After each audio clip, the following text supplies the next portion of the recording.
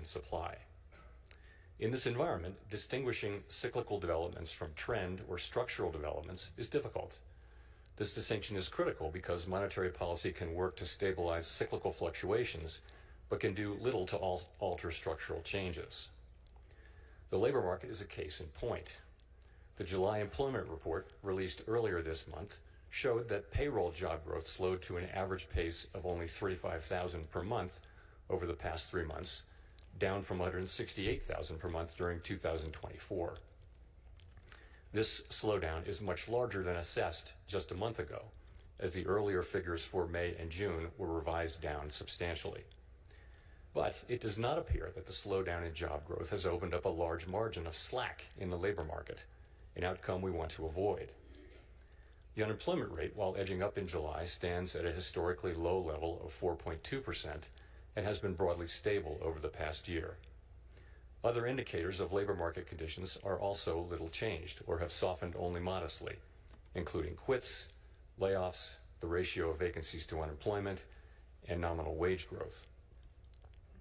Labor supply has softened.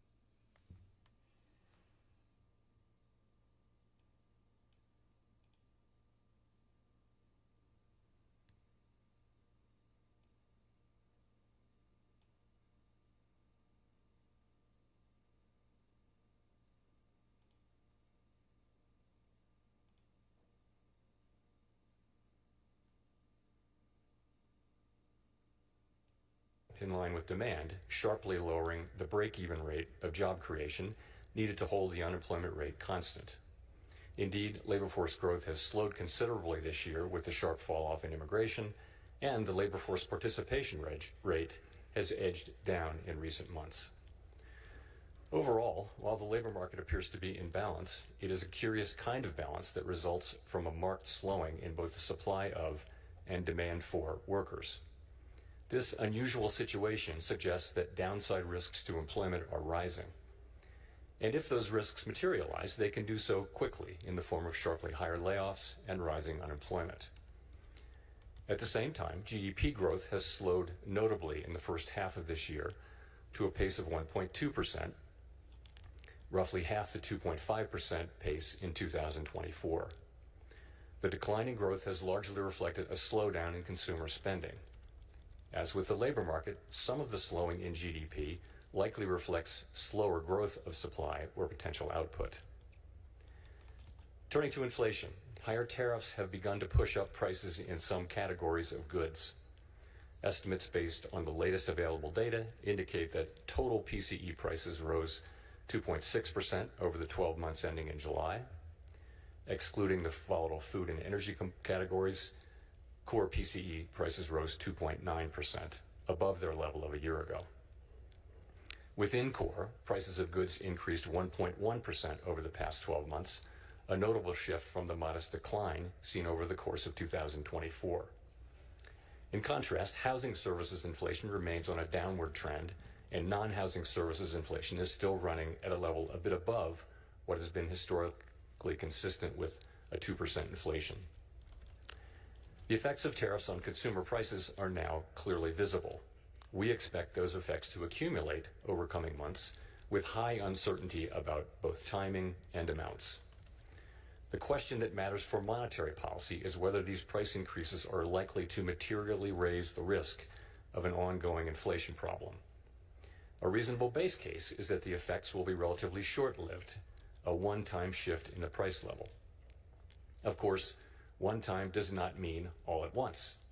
It will continue to take time for tariff increases to work their way through supply chains and distribution networks. Moreover, tariff rates continue to evolve, potentially prolonging the adjustment process. It's also possible, however, that the upward pressure on prices from tariffs could spur a more lasting inflation dynamic, and that is a risk to be assessed and managed. One possibility is that workers who see their real incomes decline because of higher prices demand and get higher wages from employers, setting off adverse wage price dynamics. Given that the labor market is not particularly tight and faces increasing downside risks, that outcome does not seem likely. Another possibility is that inflation expectations could move up, dragging actual inflation with them. Inflation has been above our target for more than 4 years and remains a prominent concern for households and businesses. Measures of longer-term inflation expectations, however, as reflected in market and survey-based measures, appear to remain well anchored and consistent with our longer-run inflation objective of 2%. Of course, we cannot take the stability of inflation expectations for granted. Come what may, we will not allow a one-time increase in the price level to become an ongoing inflation problem. So, putting the pieces together, what are the implications for monetary policy?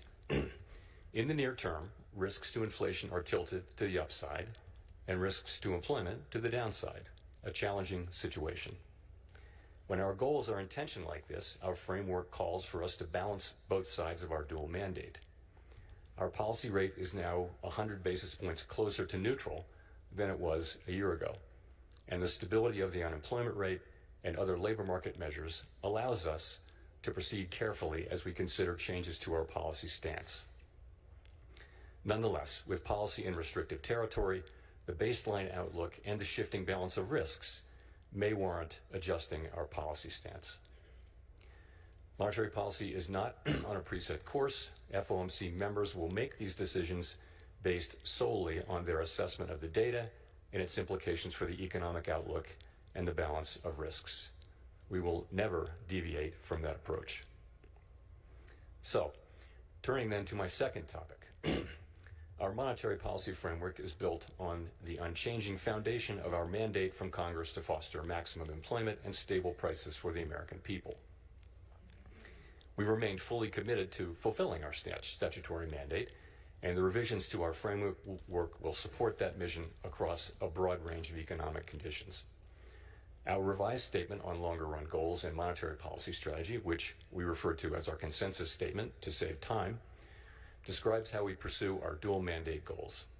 It is designed to give the public a clear sense of how we think about monetary policy, and that understanding is important both for transparency and accountability, and for making monetary policy more effective. The changes we made in this review are a natural progression grounded in our ever-evolving understanding of our economy. We continue to build upon the initial consensus statement adopted in 2012 under Chairman Ben Bernanke's leadership. Today's revised statement is the outcome of the second public review of our framework, which we conduct at 5-year intervals. This year's review included 3 elements: Fed Listens events at reserve banks around the country, a flagship research conference, and policymaker discussions and deliberations supported by staff analysis at a series of FOMC meetings. In approaching this year's review, a key objective has been to make sure that our framework is suitable across a broad range of economic conditions. At the same time, the framework needs to evolve with changes in the structure of the economy and our understanding of those changes. The Great Depression presented different challenges from those of the Great Inflation and the Great Moderation, which in turn are different from the ones we face today.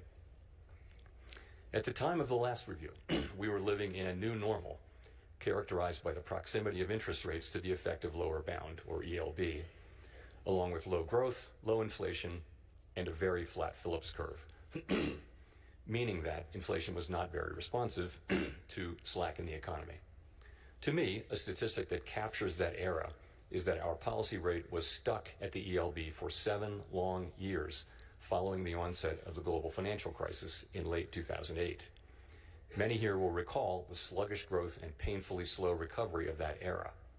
It appeared highly likely that if the economy experienced even a mild downturn, our policy rate would be back at the ELB very quickly, probably for another extended period.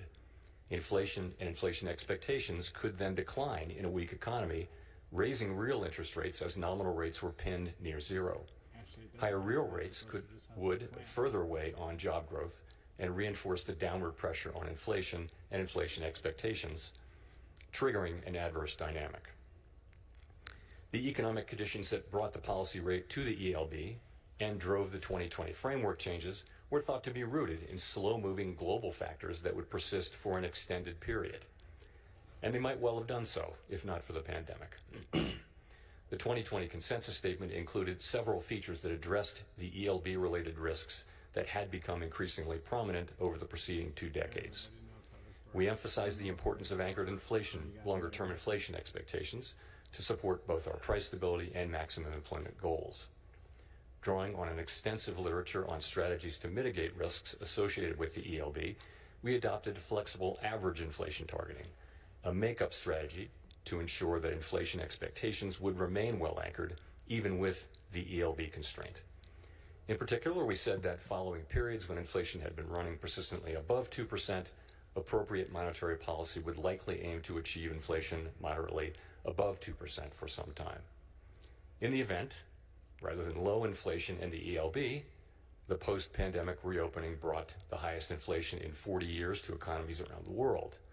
Like most other central banks and private sector analysts, through year-end 2021, we thought that inflation would subside fairly quickly without a sharp tightening in our policy stance, as this slide will show. When it became clear this was not the case, we responded forcefully, raising our policy rate by 5.25 percentage points over 16 months.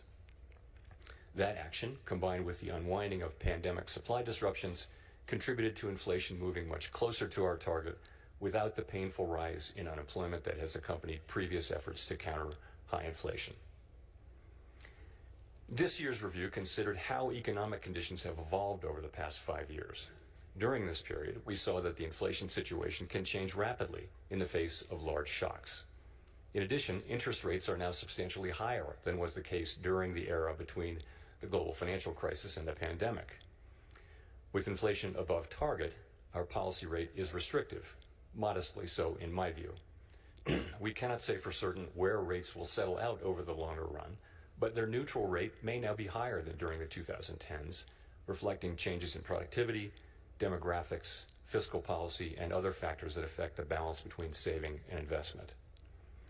During the review, we discussed how the 2020 statement's focus on the ELB may have complicated communications about our response to high inflation. We concluded that the emphasis on an overly specific set of economic conditions may have led to some confusion, and as a result, we made several important changes to the consensus statement to reflect that insight.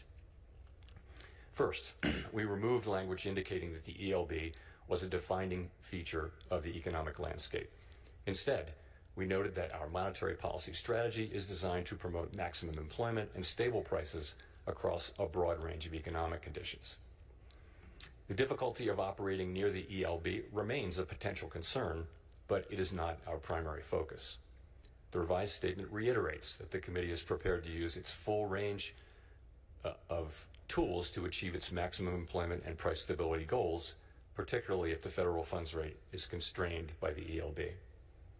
Second, we returned to a framework of flexible inflation targeting and eliminated the make-up strategy. As it turned out, the idea of an intentional moderate inflation overshoot had proved irrelevant.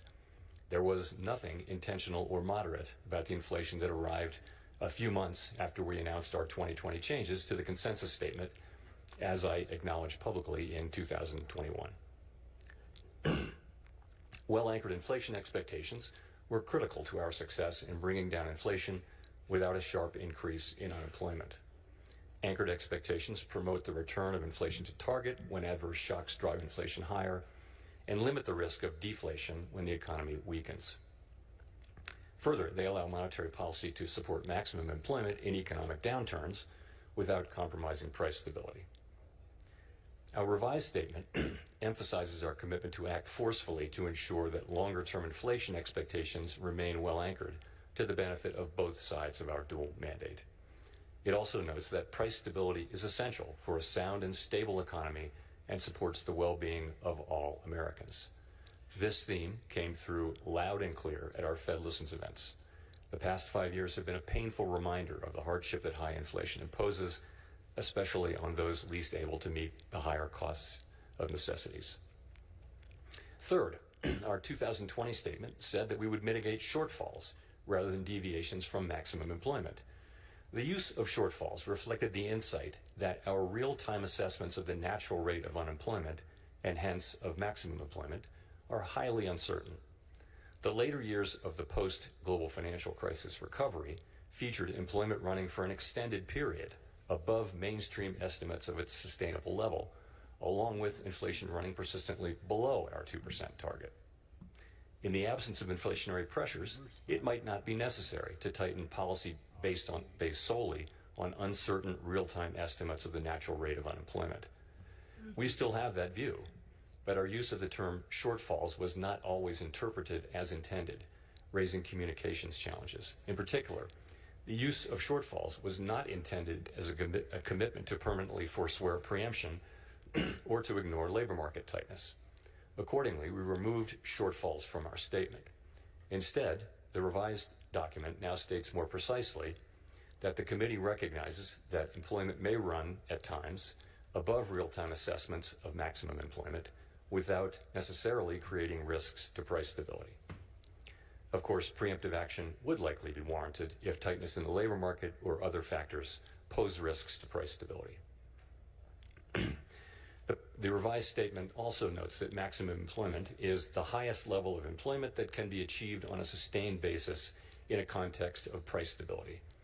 This focus on promoting a strong labor market underscores the principle that durably achieving maximum employment fosters broad-based economic opportunities and benefits for all Americans.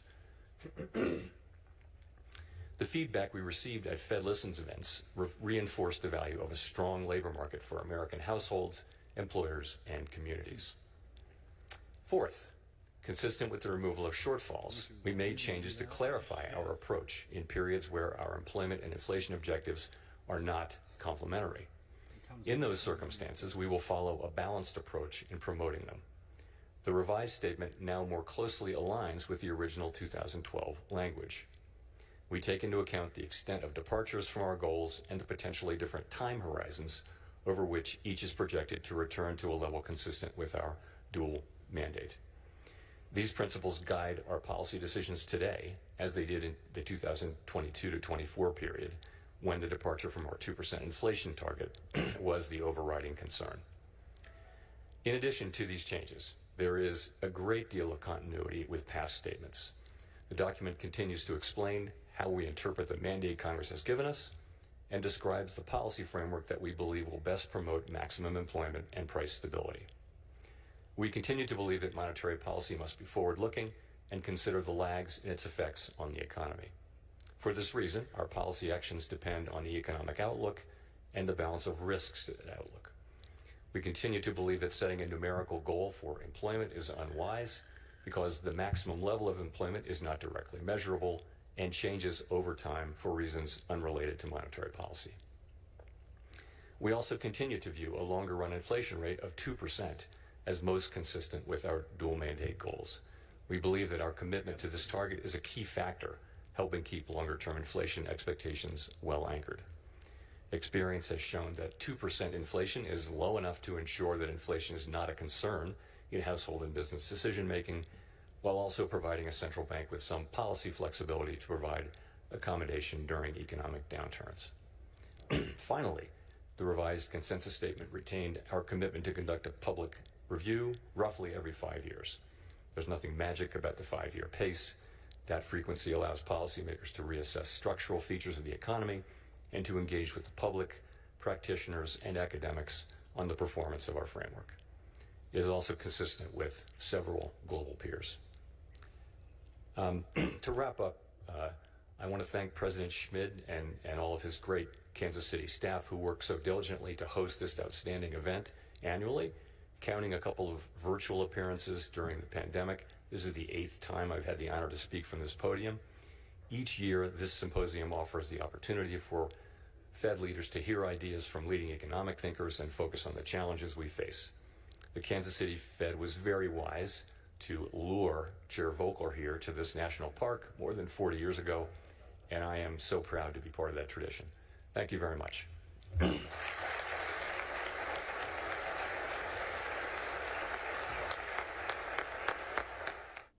This afternoon, President Trump is set to make an announcement from the White House Oval Office.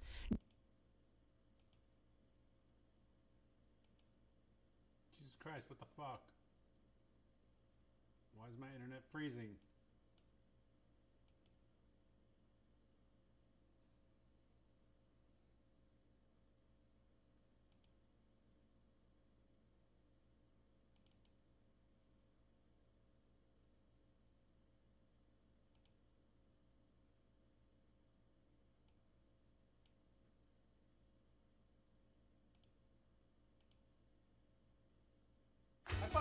5-year price lock guarantee is back. It's 5 years of lightning fast gig speeds and 5 years of advanced security. All at a great rate. That's the Comcast Business 5-year price lock guarantee. And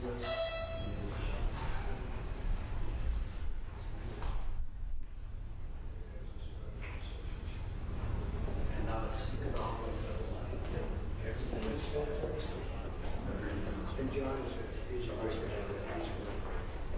thank you so much for coming. Really appreciate it. Thank you.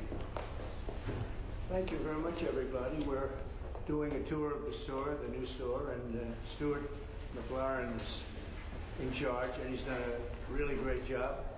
We've moved, as you know, the store from where you've had it for many years because we're starting construction of the ballroom, and Stuart's excited about it. I think everybody's excited about it. It's going to be amazing, actually. But that was where they had their store, so we had to move them out, and we're going to find them another location over there. But this is the store that recently opened. Stuart, would you like to say anything about the store? Well, we're so excited to have the president here to look at the gift shop. And we have this wonderful People's House gallery, so that while the White House is closed for tours for this wonderful ballroom to be built, we have this 33,000 square foot experience open 7 days a week, free to the public. So until that's built and reopened, we're happy to welcome everyone here, and so honored and happy that you came over today. Great job. He's been here a long time.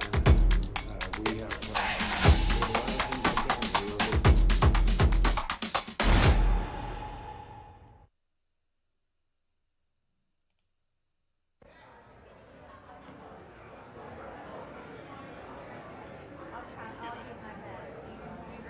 It is my pleasure to invite our great co-chair, Casey Crosby from Kentucky, to give a report. All right, guys, get excited this morning.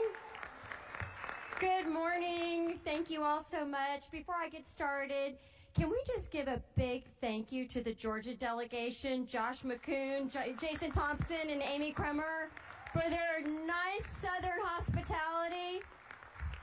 You know, being a Kentucky girl, I always love when you start the day with biscuits and gravy and grits. So thank you all so much for that hospitality. We appreciate you.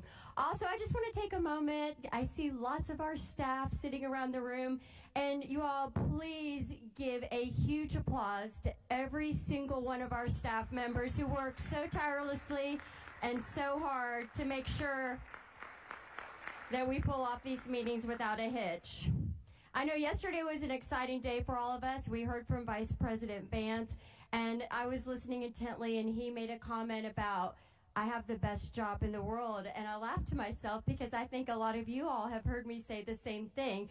I absolutely have the best job in the world.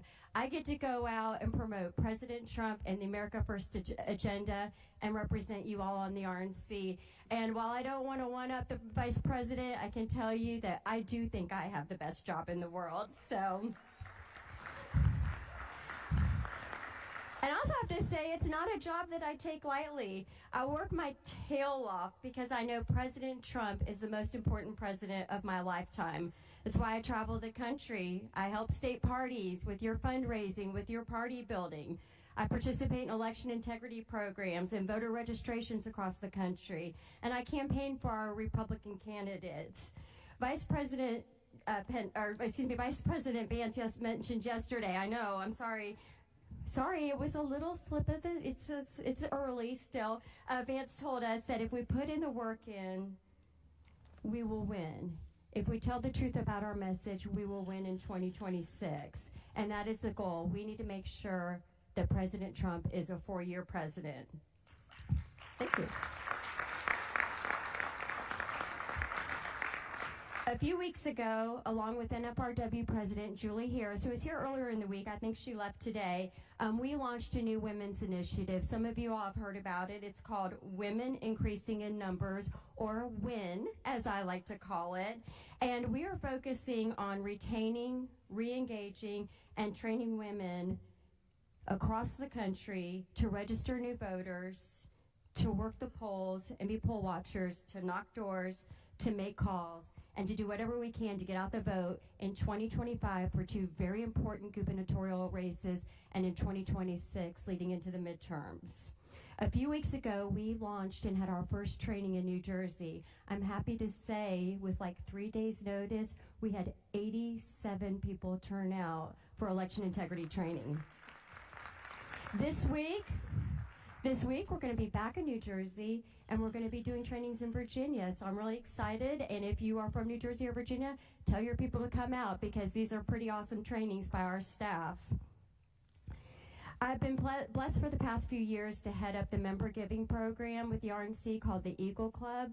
We have several members who have reached their goals with Eagle Club, and I would like to go ahead and announce who they are. If you can do me a favor and stand because you totally deserve to be recognized, but if you all could hold your applause to the end, I would appreciate it.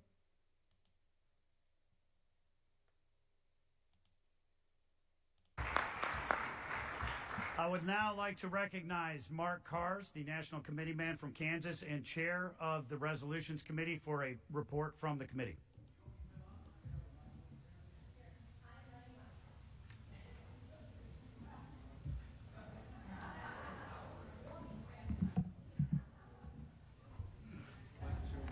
Thank you, ma'am.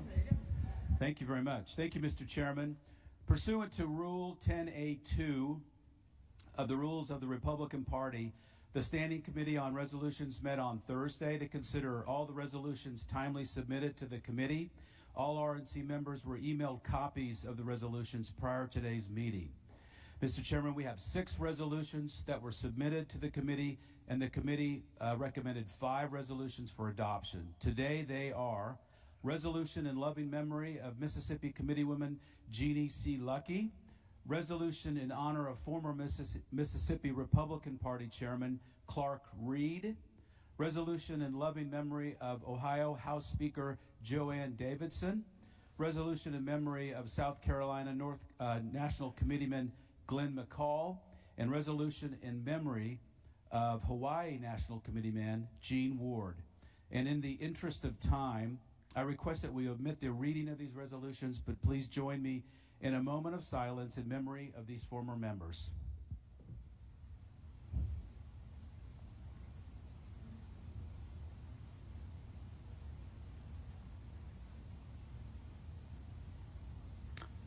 Thank you. Thank you, Mark. Hearing no objection, it is so ordered.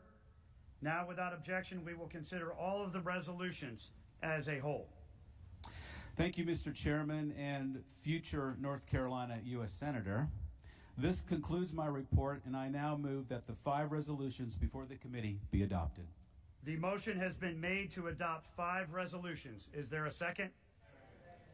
The motion has been moved and seconded. Is there any discussion? Hearing no further discussion, we will move to a vote on adoption of the resolutions. All those in favor of the motion signify by saying aye. All those opposed signify by saying no. The ayes have it, and the 5 resolutions are adopted. Thank you, Mark. I would now like to recognize Christine Toretti, the National Committeewoman for Pennsylvania and Chairwoman of the Standing Committee on the Budget, for the purpose of giving the Budget Committee report. Christine? Good morning, Chairman. The Budget Committee has met twice since we last came together. We had a fly-in on June 11, and we met this Wednesday on August 20. Our amended budget was adopted, and we will be meeting in December to prepare the budget for 26. That concludes my report. Thank you. Thank you, Christine. Please join me in welcoming Bill O'Brien, the National Committee Man from New Hampshire, as our new Rules Committee Chairman. And I now recognize Bill for the purpose of giving the report on the Standing Committee of Rules. Thank you, Mr. Chairman.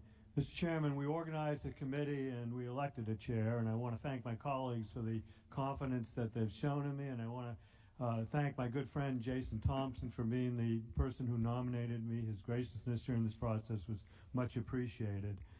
We took up 3 different matters, Mr. Chairman. We had a motion to amend the rules to prohibit any member of the committee from having 2 votes. There was a discussion on that, and as a consequence of that discussion, the motion was tabled there was a motion to establish a working group to evaluate that issue, and that vote passed on a voice vote.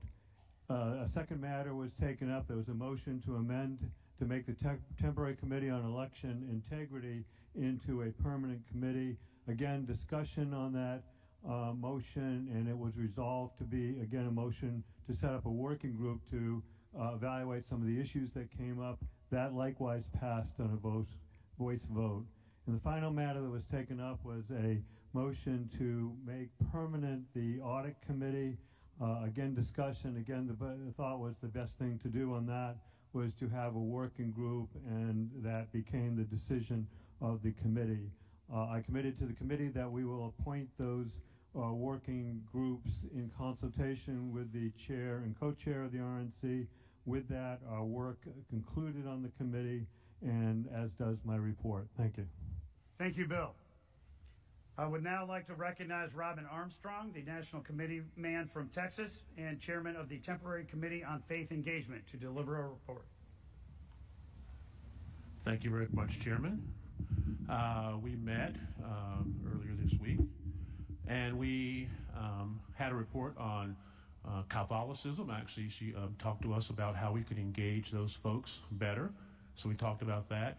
We also had a presentation on how the laws have changed recently and how churches have more liberty at presenting and talking about candidates and endorsing candidates and such. So that was a great presentation by Leslie Davis. Thank you very much.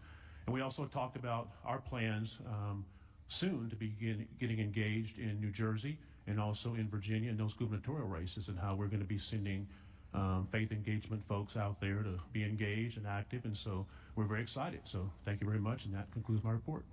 Thank you, Robin. I would now like to recognize Alex Triantafilou, the state chairman of Ohio and chairman of the Temporary Grassroots Advisory Committee, to deliver a report.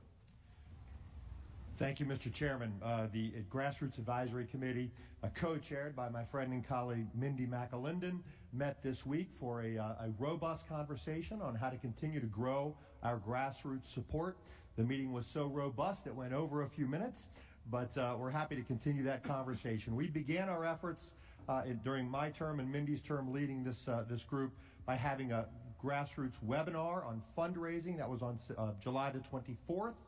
We're going to continue these kind of outreach efforts to our grassroots. For those on the committee, you'll be hearing from us soon for our next Zoom meeting. Again, we had a great conversation on how to continue embracing the important grassroots energy that we know is on the ground. Thanks to President Trump, we will continue to do all those things. Thank you, Mr. Chairman. That concludes my report.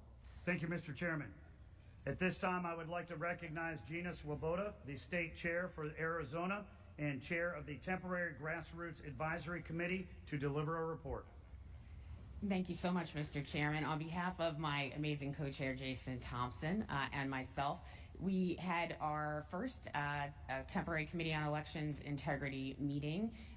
Every one of our working groups reported. We have 4 working groups. That's election operations, legislation, voter registration, and technology. We have defined the scope of work for each of those working groups. They are hard at work meeting. We are fully engaged with the EI staff. A shout out to them. And we are very proud to follow in the footsteps that you have set on Protect the Vote. That ends our report. Great. Thank you, Madam Chair. So, welcome to Atlanta. I want to thank all of you for being here at our summer meeting.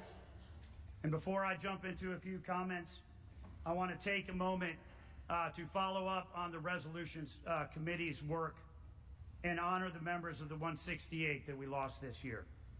From Mississippi, Jeannie Lucky and Clark Reed. From Ohio, Joanne Davidson. From Hawaii, Gene Ward. And from South Carolina, our dear friend, Glenn McCall. These were our friends and our colleagues, and they leave behind legacies of service to our great party. Our prayers are with their families and their loved ones as we celebrate the impact on all of our lives that they have had. Electrical motor and trigger. I want to appreciate all of you for coming to Atlanta in the middle of the summer to work through the heat and watch a little baseball, and let you know how thankful I am for each and every one of you at the RNC as we work alongside the greatest president of our lifetime, President Donald J. Trump.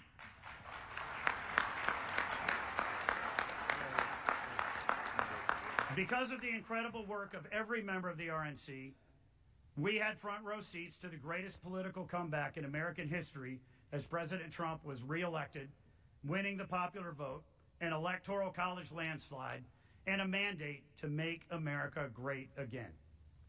Here we are, 7 months into President Trump's second term.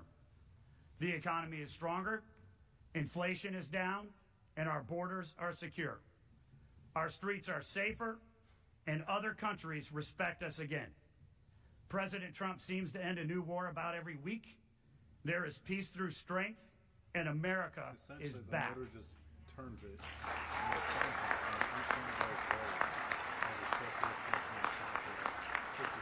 President Trump and the Republicans in the House and the Senate are delivering on exactly what the American people voted for. This is why President Trump has received his historic electoral landslide. This is why we have Republican majorities in the House and the Senate, because Americans trust us to deliver. We can only continue this great work by keeping and expanding our majorities in the House and Senate. We must ensure that President Trump and his congressional Republicans has Republicans in his corner. We have a choice: 2 more years of a golden age or 2 more years of impeachment and radical Democratic schemes.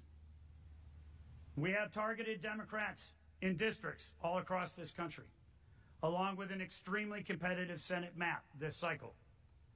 13 Democrats sit in seats where President Trump delivered that district. 3 Republicans sit in seats that Kamala Harris has held. 16 seats are the center of the bullseye, and we know the Senate map. North Carolina is one of those crucial seats we must hold to maintain our majority, which brings us to this meeting today. After receiving a call from President Trump, I am proud to announce that I am stepping down from the RNC as chair and going back to the old North State. With President Trump's complete and total endorsement, I am running to be the next senator from the state of North Carolina.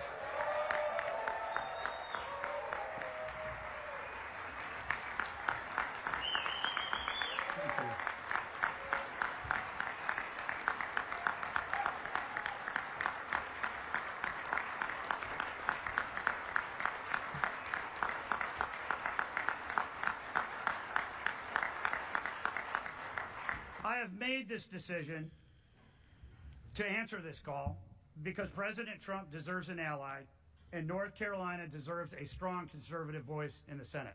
Not gonna lie, I was in North You know, it Carolina wasn't that for long ago a few years. that we were all I'm suffering like middle of the road. from I don't care either way. 11% It's just inflation, entertaining.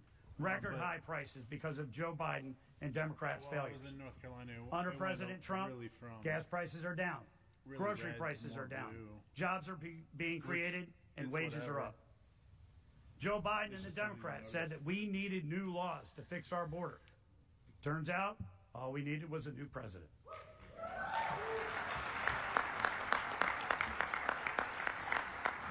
President Trump and a Republican Congress have delivered the most transformative legislation in the history of the United States, the One Big Beautiful Bill.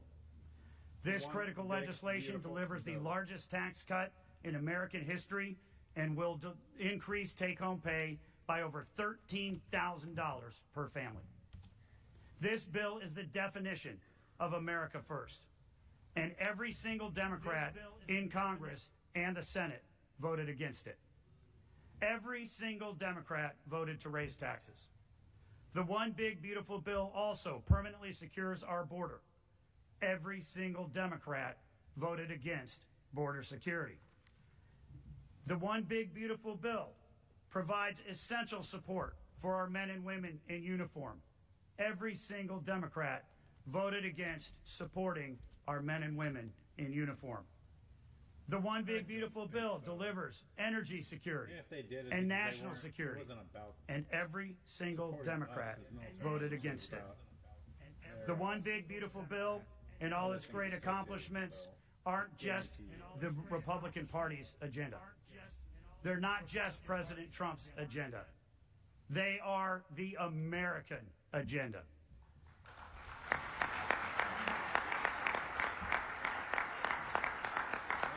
And it is clear to me that the Democrats have not learned a thing from their losses in 2024.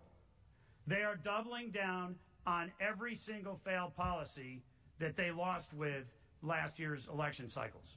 They're running on higher taxes, open borders, and radical trans issues. And they continue to vote against America. That's why their registration numbers are plummeting while ours rise.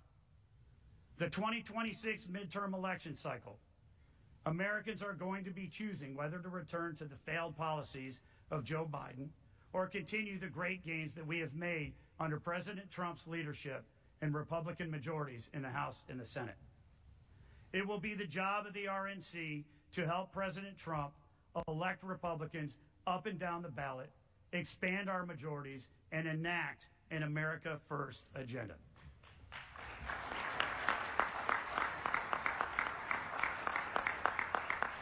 I am immensely proud of all that we have accomplished over the last year and a half. Being asked by President Trump to serve as the chairman of this great committee has been an incredible honor. Having worked with the president and his campaign, two phenomenal co-chairs in Laura Trump and Casey Crosby, and each and every one of you has been the most rewarding job I have ever had. I'm proud to be leaving the RNC in a stronger position than it was just 16 months ago because of the work that all of us have done together.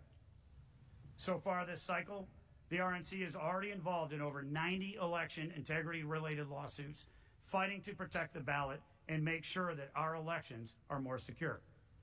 We are building our field, data, digital, and communications teams, which give us a winning edge. And the RNC is going into the second half of the year with over $80 million cash on hand, giving the president and his team the war chest that they will need heading into the midterm election cycles.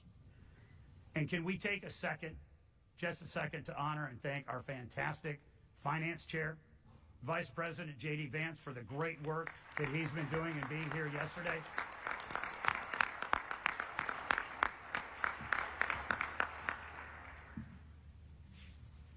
To accomplish our goal of expanding those majorities, President Trump has wholly endorsed Joe Gruters to serve as our next RNC chairman. Joe is a true conservative fighter, and he's been a steadfast ally of President Trump's since day one. During his time as the chair of the Republican Party of Florida, Joe was successful in getting out the vote and protecting the ballot. Yep.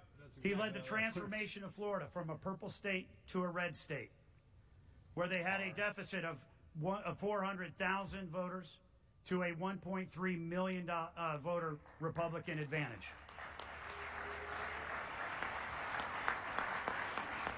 While I was building our Get Out the Vote and election integrity programs in North Carolina, Joe Gruters was building the same thing down in Florida.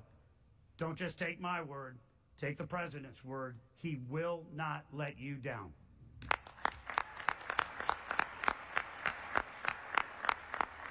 I'm also excited that President Trump has endorsed Jennifer Rich to be our new treasurer. Jennifer has served as the National Committee Woman of New York GOP and done a fantastic job serving on our Budget Committee. She has been a steadfast supporter of the president from the start and will be an absolutely fantastic treasurer. Jennifer, thank you. I know our party will be in great hands with this leadership team and our wonderful members of the 168. The thing that I have loved most about the RNC is the people. I have loved doing this work with you. I have a long list of thank yous, but with 168 members and over 100 staff, we could be here for a very long time. But I do want to thank our wonderful RNC officers, Casey Crosby, Vicki Drummond, and of course, Joe. Thank you to our wonderful Chief of Staff, Mike Ambrosini, and our incredibly talented senior staff.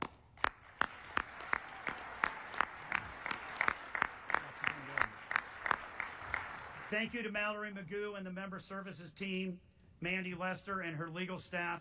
What a great job you have done putting together this meeting. Thank you. I also want to thank Emily Mulcahy, my scheduler, and Mason Tilley. They are so wonderful, and I'm taking with me on my next journey. Sorry, Joe. I also want to thank my partner in crime in North Carolina, Jason Simmons, who has been an ally since day one back in 2016. Jason and the state party in North Carolina are going to get pretty tired of me pretty quick, but I want to thank you for your leadership in the Old North State. Most importantly, I want to thank my wonderful wife, Suzanne. I think she's in the back somewhere. Yep. As well as my three amazing kids, Michael, George, and Mary Kate. I could not have done this without you. And finally, I want to thank President Trump. Truly, being asked by President Trump to serve as the chair of the RNC and work alongside him, his team, and all of you has been an incredible honor. I am so proud of all that we have accomplished. As we turn the page, the road ahead is going to be long and hard fought. But we have an amazing team. We have great members of this committee. We have a strong movement. And we have the best president leading the charge to make America great again. It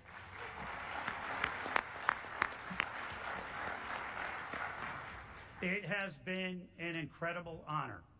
Thank you all, and God bless the RNC.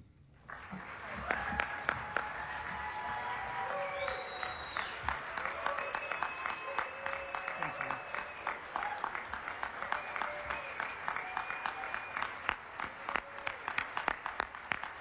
Love you guys.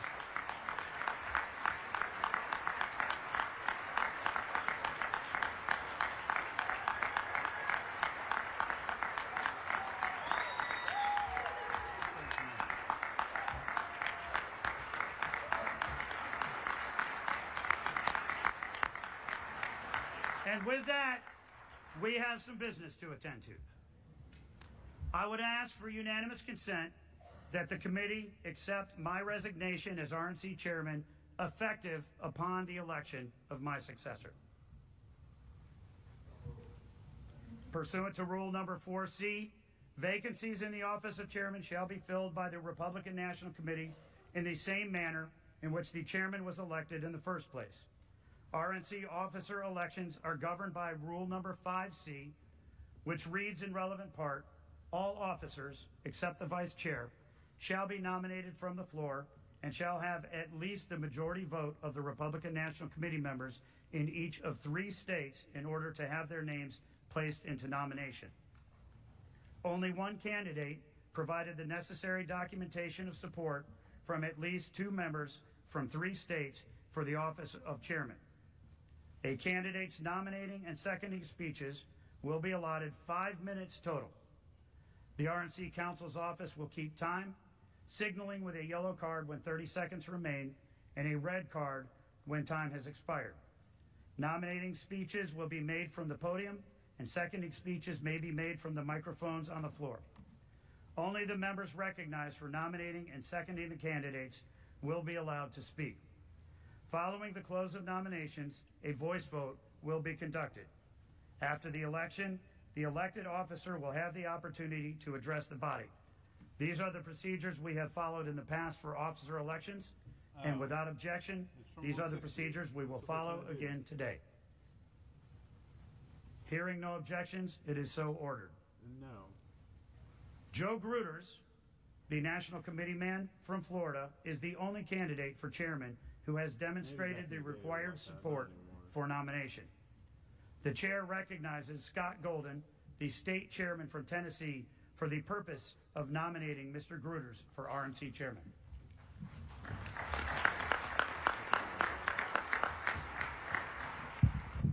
Thank you, Chairman Whatley. Thank you for your service. Thank you for the yard signs that you put in my car and the directions to Western North Carolina on the way home. Whatley for Senate, WhatleyForSenate.com. He failed to mention that. It is an exciting period in the RNC. I'm so happy for him. And when I got the news that Joe Gruters was going to be the next chairman, I have been beaming. We are blessed to have a leader that is willing to do this, and it is my honor to get to make a quick speech. Mandy, I'm watching. But there's a lot there, and the excitement is over the moon. But I want to tell you a little bit about the Joe Gruters that we're getting, because that's the questions that I get asked is, tell me about Joe. What's he done? And when you start looking at his resume, you will see 20 years worth of political involvement at every single level that we ourselves have been at.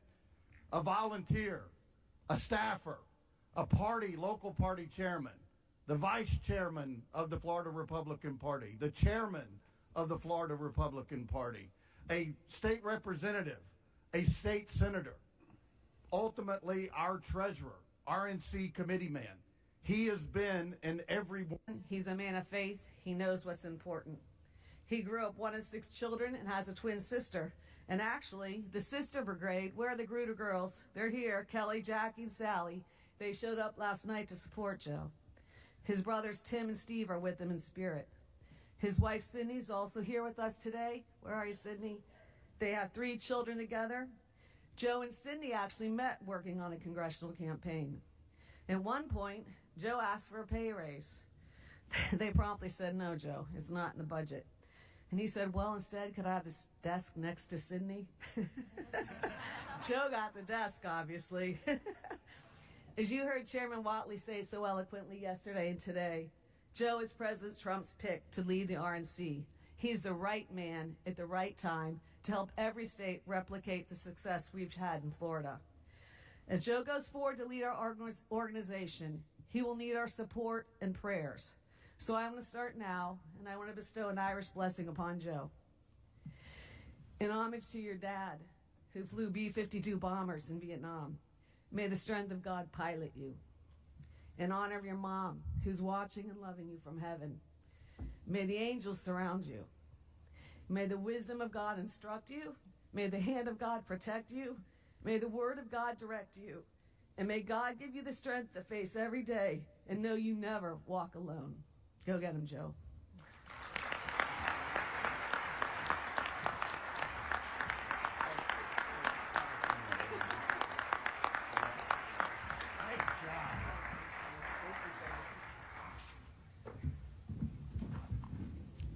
$15 million cash on hand. That doesn't mean that we're going to be able to rest or to slow down, because we're going to have to continue to move as fast as we can. And Chairman Whatley was called, when he was called by the president to serve as the next U.S. Senator of North Carolina, which he will win. All of us are going to make sure that he wins, and make sure you go to WhatleyForSenate.com and to support him and to help him. He has been an incredible chairman, and I just want to say thank you for his leadership again and everything you've done for the party, and Godspeed for you in your efforts to be the next U.S. Senator from North Carolina. Let's give him a round of applause.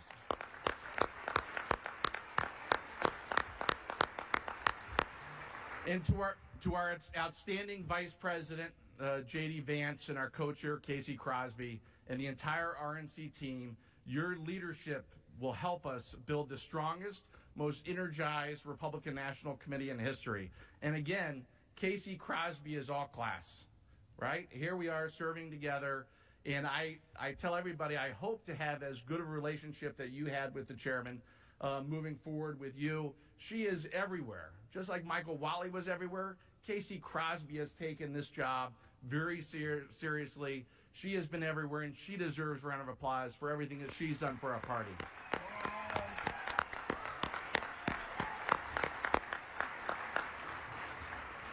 And of course, none of us would be here without the vision and courage of President Donald J. Trump.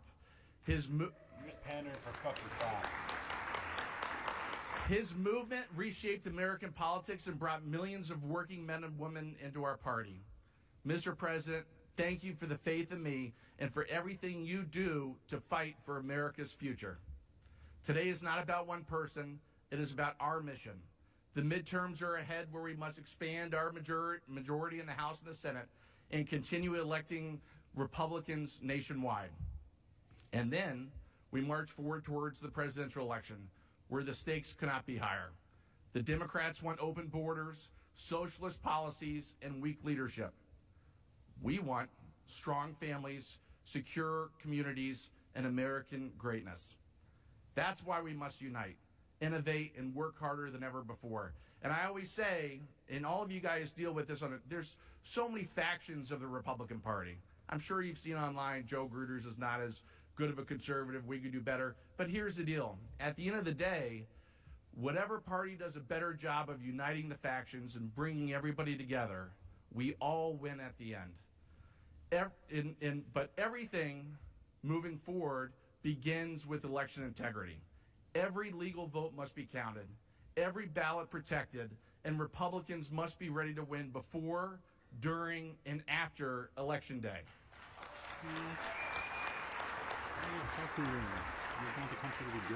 That also means registering new voters, turning out Republicans in every precinct, and investing in the technology and ground game to win. Not just in red states, but everywhere. North Carolina. Every vote matters.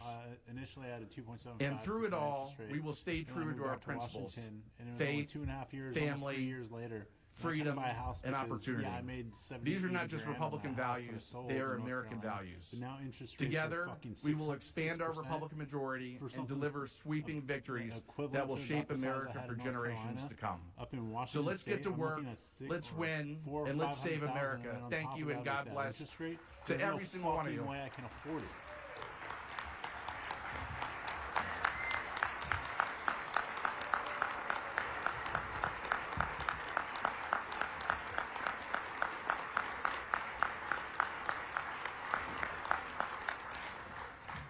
Thank you. I'm surprised I was able to get through that without crying. I would like to thank my wife back there.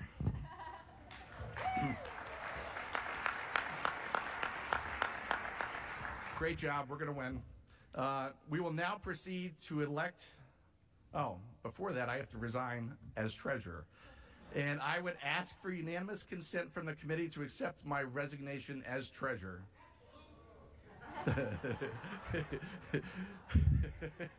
Thank you. Jennifer Rich is going to be much better.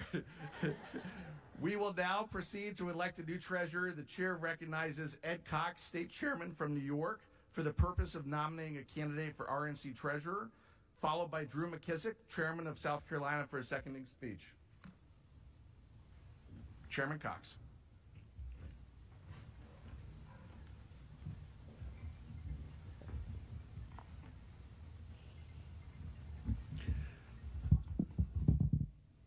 During her tenure, let me get started. It is my honor to nominate for treasurer of the Republican National Committee, New York Party's National Committeewoman, Jennifer Saul Rich.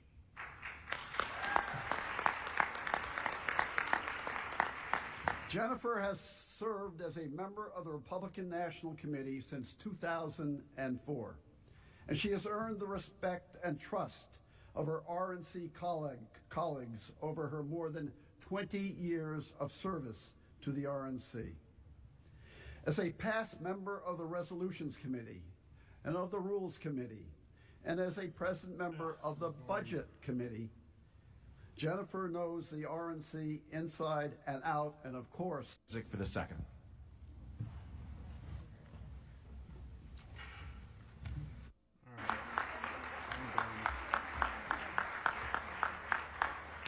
I'll stream some more tomorrow.